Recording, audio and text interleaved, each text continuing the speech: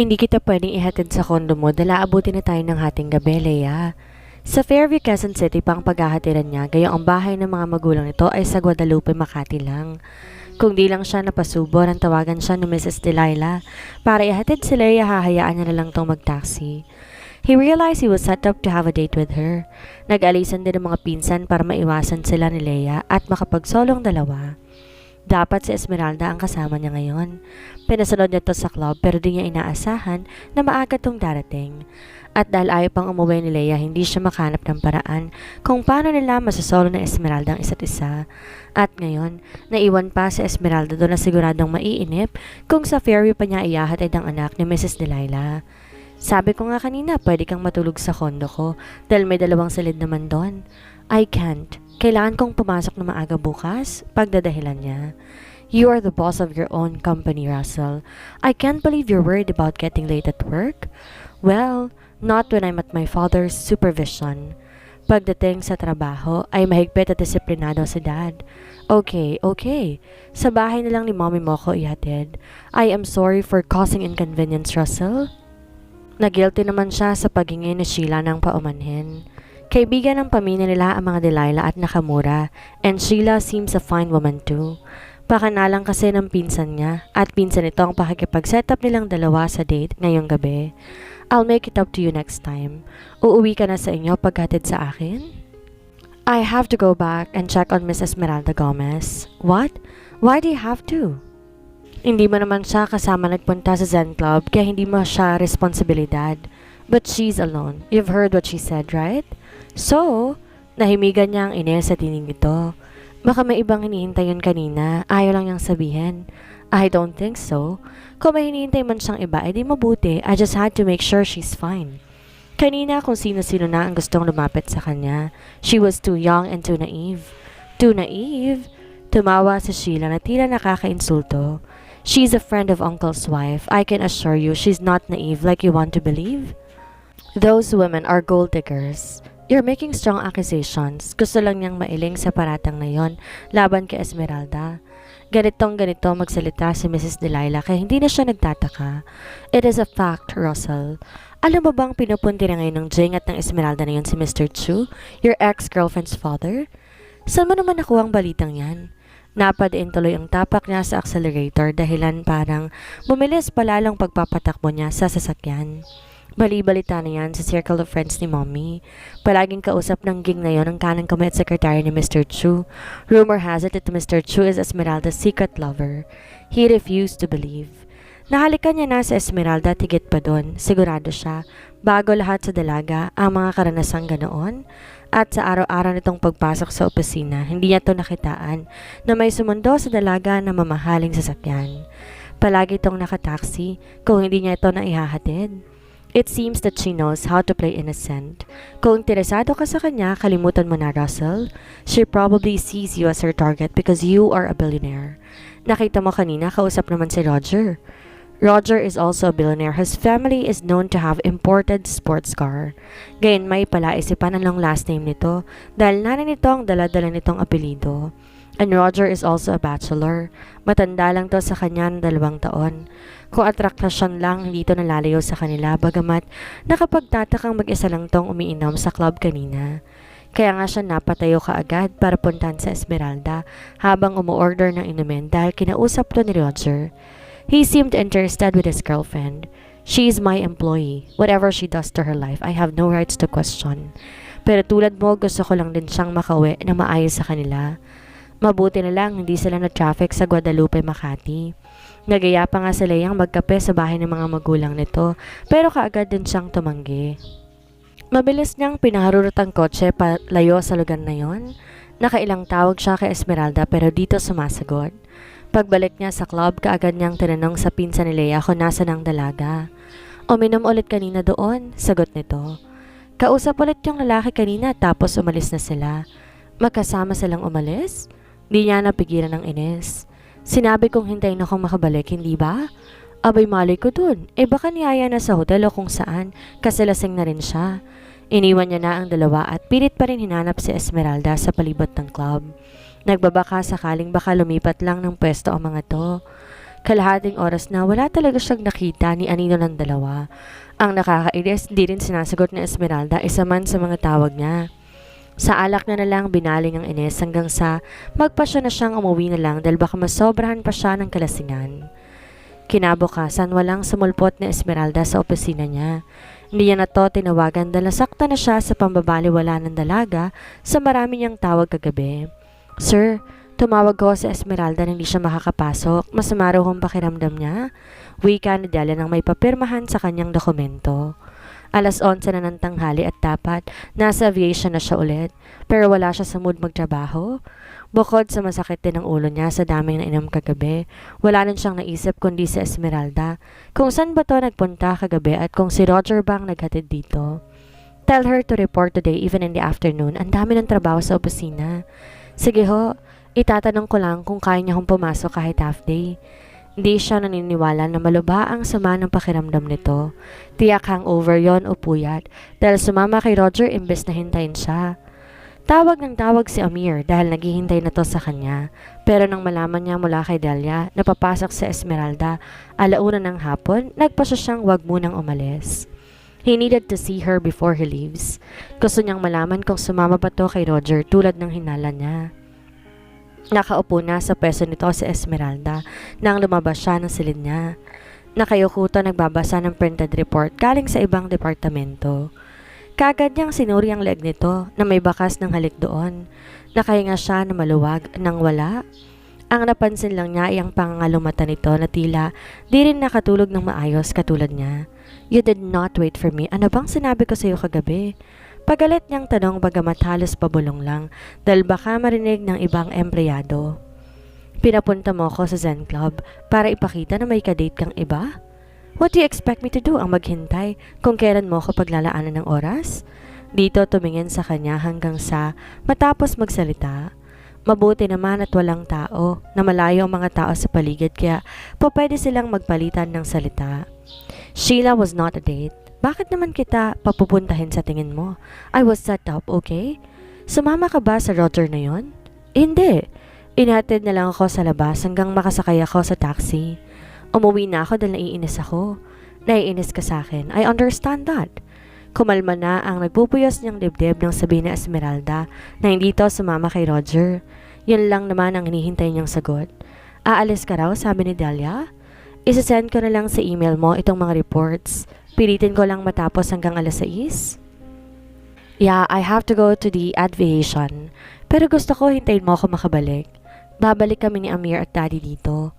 Kung kasama mong pamilya mo, uuwi na ako. Di mo rin naman masasabi sa kanila na iyahatid mo ko eh. Tila piniga ang dibdib niya sa pangungonsensya nito. Gusto man niyang ipagsigawan ang kasintahan niya sa Esmeralda. Mahigpit ang pagbabantay sa kanya ng buong angkan niya na di niya gustong magkaroon ng girlfriend sa ngayon. Baka kapag nalaman ng lihim nilang relasyon ng dalaga, alisin to bilang sekretary niya at pagbawalan siya na makipagkita. Naintindihan mo naman, hindi ba? Nakabantay sa akin ang buong angkan ko. Di ako dapat nakikipagrelasyon ngayon. Naiintindihan? Hindi. Sa puntong yon, sinalubong na ni Esmeralda ang mga mata niya. Angkan mo rin ang nag-set up sa'yo at kay Leia kagabi. Ibig sabihin sa akin ka lang bawal makipag-date? Iba naman yung kagabi. Mga loko-loko lang mga pinsan kong yon. Baka mainip na si Sir Amir kakahintay sa'yo, Sir Russell. Pagtataboy nito sa kanya. Hintayin mo ako mamaya. Uuwi ako ng maaga, magagalit siyang sa akin dahil palagi na lang akong ginagabi. I don't believe you. Hindi mo na nga ako hinintay kagabi. Uuwian mo pa ako mamaya? Sige, kung uuwi ka na maaga, doon na lang sa kondo mo. I miss you and I want to spend time with you. Ayaw niya umalis sa kinatatayuan hanggat dito sumagot na hihintayin siya. Doon ka na lang kay Leia. Di niya na napigil ang ngiti. Nagsiselos lang to kay Leia at nagagalit-galitan. Come to my office, Miss Gomez. Hindi to sumagot. Di rin tumayo para sumunod sa kanya. Kailangan nang umalis kaya wala siyang panahon para suyuin sa Esmeralda. Tiyak susugod ng iba pa niyang pinsan sa opisina niya kapag nagtagal pa siya roon. I will call you later to get your address. Wag na wag mo ulit dededmahin ang tawag ko, Miss Gomez. May lakad ako mamaya. If you are mad at me, fine. Magpapakalasing ako sa club mamaya kapag hindi mo ako hinintay talaga dito. Babala niya sa dalaga at pinutol na ang sasabihin nito. Di pa rin sumagot ang dalaga. Kung wala lang CCTV nakakabit, sa bawat sulok ng palapag na yon, bubuhatin niya talaga si Esmeralda at ipapasok ng silid niya. Hindi ako po pwedeng magtagal sa aviation. Di niya alam anong dadahilan sa Kuya Amir nang sabihin itong hanggang alas 8 pa sila doon. Akala ko ba kakausapin ka lang ng isang supervisor? Bakit lahat na yata gusto mong kausapin? I am showing you how to talk to people, how to evaluate their concerns and the best solution for every problem. Bakit parang hindi ka naman interesado? Isang linggo ka nang nandito. Narinig ko naman na yan noong nakarang araw. Angel niya. Bukas nandito naman na ulit tayo para sa interview ng mga piloto. I just need to go home early today. Just for today. Tumitig ang Kuya Amir niya kaya napakunot ang noo. The last time I was so desperate to go home was when I need to see Marga. She was jealous and mad at me that I don't want to piss her off even more. May kinalaman ba sa babae ang kagustuhan mo na umuwi ng maaga? Napabayaan ko na kasi ang pagre-review ko, paiwas niyang sagot. Ayokong sayangin ang pinaghirapan ko na ilang taon. Sa bahay ka na ba tutuloy kung uuwi ka? Alam niya, hinahanap pa rin ni Esmeralda ang totoong sagot sa tanong nito. Sa office muna, mahina niyang sagot. Umaasa siyang walang paghihinalang iniisip si Amir para makitang sekretarya mo. What? Dinaan niya sa tawang reaksyon. What are you talking about? Akala mo ba walang nakakapansin ng lihim mong pagsulap-sulap kay Esmeralda? Yang kanina mo pang pagsilip sa telepono mo. Tinawagan mo pa si Delia para itanong kung umalis ba si Miss Gomez o nagtatrabaho pa. She is my assistant and I get daily reports from her. Anong masama kung itanong ko kung umuwi na ba siya dito o hindi ba?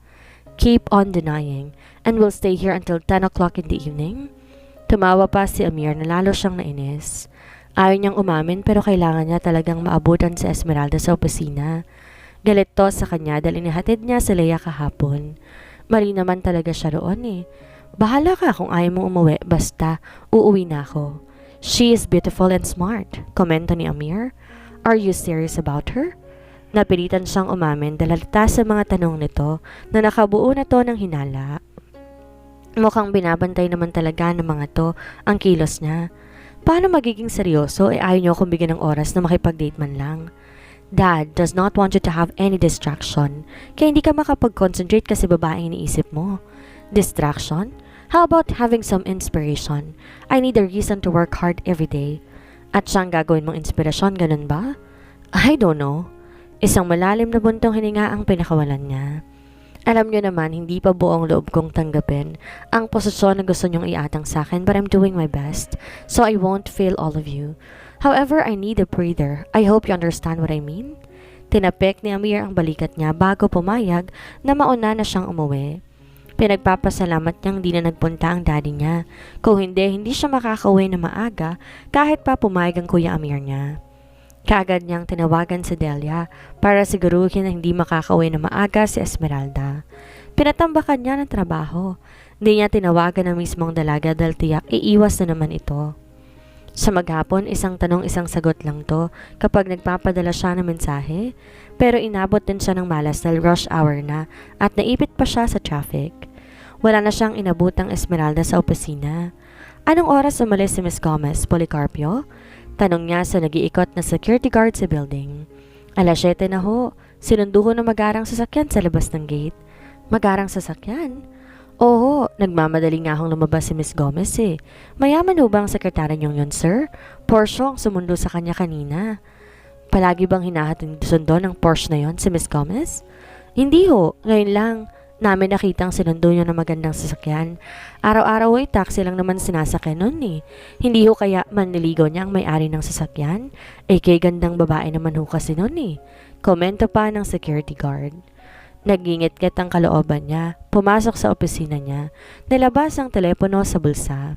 You did not wait for me, Miss Gomez. Nagsimula siyang magtipa sa telepono. I swear I will get myself drunk tonight at Sun Club and I will date any woman I would meet because it seems that you don't care for me anyway. Nagbalakad-lakad siya sa silid habang naghihintay ng sagot nito. Gusto niya na tong tawagan makalipas ang 15 minutos. Wala pa rin siyang natatanggap na reply. Kabado na siya nang tumunog ng telepono. Sinundo kasi ako ni Tia Alma may lakad kasi kami. Lakad? Saan? Until what time? Birthday ng kaibigan niya, uuwi rin na kami agad pagkatapos. Don't go home. I will wait for you at Sun Club. Di talaga ako aalis doon kapag di mo ako pinuntahan, Miss Gomez. Kapag pinuntahan ako ulit ni Leia doon, bahala na kung malasing niya ako at madala sa kondo niya. Di niya tiyak kung natakot ba to sa banta niya, pero dahil naghihinala siyang may kadate tong iba, gusto talaga niyang maglasing. Sinabi niya kung sang branch ng Sun Club siya nagpunta. Kanina pa hindi masabi ni Esmeralda kung saan to dinala ng tiyahin. Panay ang tingin niya sa telepono na inip na inip na. Halos alas 10 na ng gabi, hindi pa rin daw nakakaalis si Esmeralda kung saan to dinala ng tiyahin. Tell me where you are, or I will call Leia right now so I can have a company. Huling banta niya sa dalaga ng halos alas 11 ng gabi, hindi pa rin to dumarating. Kalahating bote na ng scotch ang naubos niya at malapit na siyang maubusan ng pasensya. I'm on my way. Tumakas na lang ako sa party. Kumabog ang dibdib niya na matanggap ang ganong mensahe. Tinigil ang pag-inom dahil baka susuray-suray siya kapag dumating dito. Makalipas ng 15 minuto, dumating si Esmeralda suot ang napaka-ekseng pulang bodycon dress. Litaw ang pisngi ng dibdib, lantad ng maputing hita. Shit! He got hard fast and he felt his manhood twisted. Pero ang kaisipan na galing to sa date kasama ng ibang lalaki, nagpaningkit ng mga mata niya. Why are you wearing like that? Pinasuot lang sa akin ni Tia Alma. Galing ka sa party ng kusino man, ganyan ang suot mo?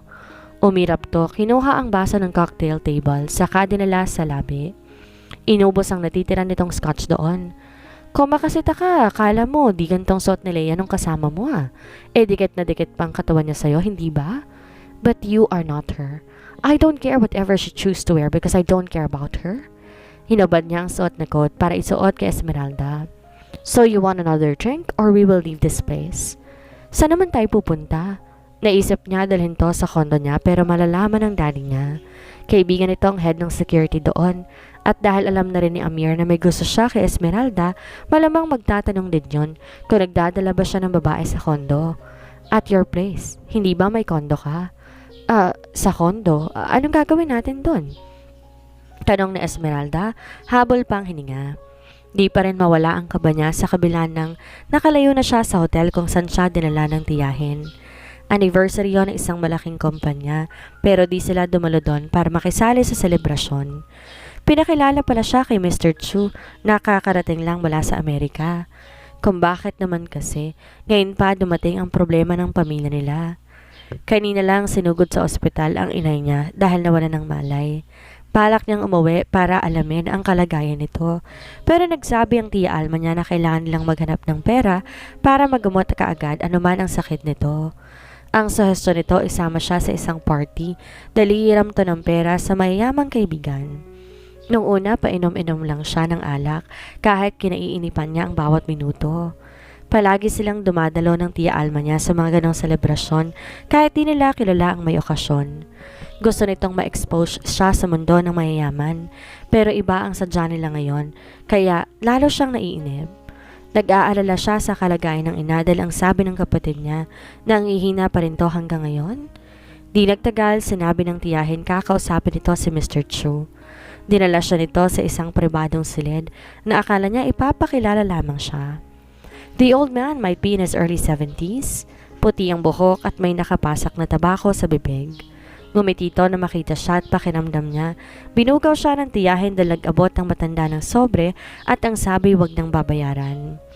Tumutol siya nung tangka siyang iwanan ng tiyahin sa silid na yon. Sumenya sa matanda, tila pinapayagan siyang lumabas.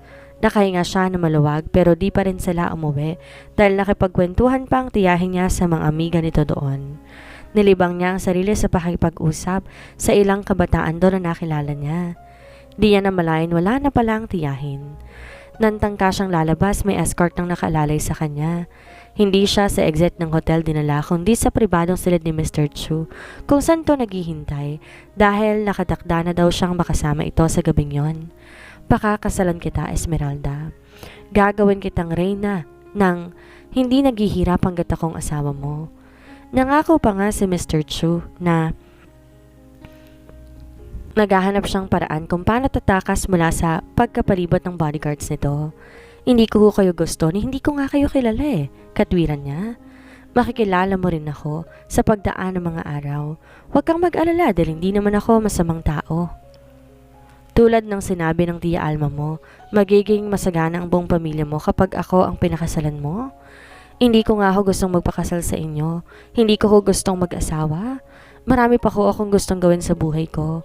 Gusto ko magtrabaho ng marangal nang hindi ko kailangan gumamit ng kung sino-sinong mayaman. Kalmadong matanda kahit nawala ang konting takot niya.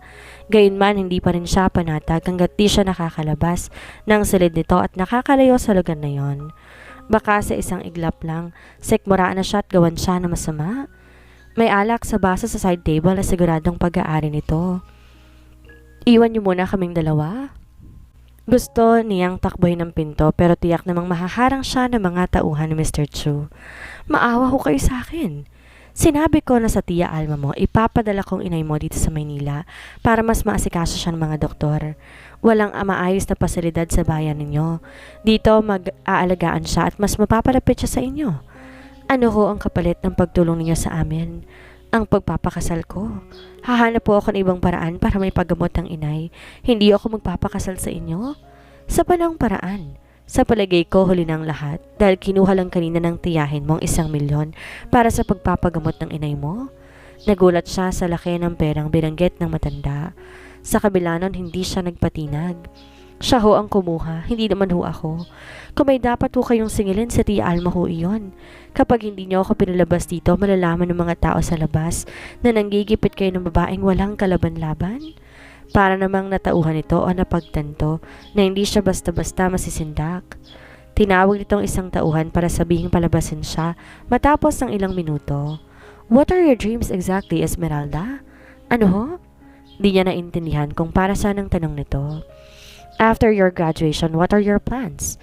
How do you see yourself 5 years from now? Si Russell agad ang sumagi sa isipan niya, pero di niya kailangan isatinig dahil hindi naman to dapat makialam sa personal niyang buhay. Ang magtrabaho ko sa Alonzo Hotel. Tumaas ang isa nitong kilay na hindi niya alam kung para saan. I will allow you to work in Alonzo Hotel. Kung ayaw mo magpakasal sa akin, bayaran mo na lang 1,000,000 sa ibang paraan. Ano hong paraan? Di pa man ito sinasabi kung ano yon, nahulaan niya na. Ipapabalik ko kay Tia Alma ang perang ibinigay ninyo.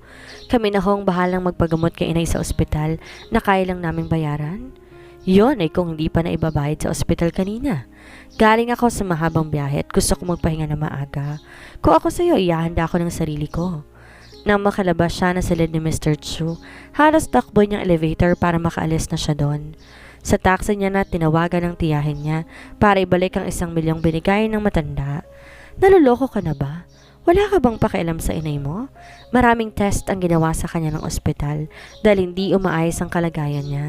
Bukas ay may ambulansya na paka-schedule para dalhin siya dito sa Maynila. Gagawa ako ng ibang paraan, Chang. Hindi ko ipagbibili ang sarili ko dahil lang kailangan ko ng pera. O sige, saan ka kukuha? Saan kamay ng Diyos mo kukunin ang pagpapagamot sa inay mo? Huwag sa akin, Esmeralda. Marami na akong gastos sa pag-aaral mo. Hindi ho, Chang. Hindi ko hayunan mo problema dahil hahanap po ako ng paraan. Ang nasa isip niya, susubukan niyang manghiram kay Russell. Siguro naman tutulungan siya nito, oras malaman itong kalagayan ng mama niya. At ngayon nga'y kaharap niya ang binatang amo. Sumasabay ang takot na nararamdaman niya kanina sa kabang nararamdaman niya ngayon kung paanong uutang dito. Sa buong buhay niya hindi pa siya nangutang. Shall we? Sige. Habang nasa daan, tawag ng tawag ang Tia Alma niya. Nalaman kasi nitong umalis siya na silid ni Mr. Chu na hindi pumapayag sa gusto nito. Anong party bang dinaluhan mo at kanya ng suot mo? Tanong ni Russell habang nakatingin to sa kalsada. Sa anniversary ng Big Value Hotel and Casino. Niyaya lang ako ni Tia Alma kaya ako sumama. Oh, the masquerade party? Nakitakip din ba ang mukha mo pagpasok mo sa hotel? Hindi naman. Wala naman talaga siyang suot na maskara kanina. Kahit ang ilang kababaihan doon, wala. But do you know that the party is all about DOMs? DOMs? Dirty old man as we may call it. To invite all virgins and desirable women to come to the party. Ayon sa balibalita, 1,000,000 ang katapat ng bawat babaeng matipuan nila. Have you been picked? Pinalamigan siya ng katawan. Pinili siya ni Mr. Chu pero nagkataon pagod to galing sa mahabang biyahe. Siguro naman di kinapili kasi kasama kita ngayon. Pabiro pang wika ni Russell na halos hindi siya makangiti. Sisingilin ba siya ni Mr. Chu bukas na bukas din?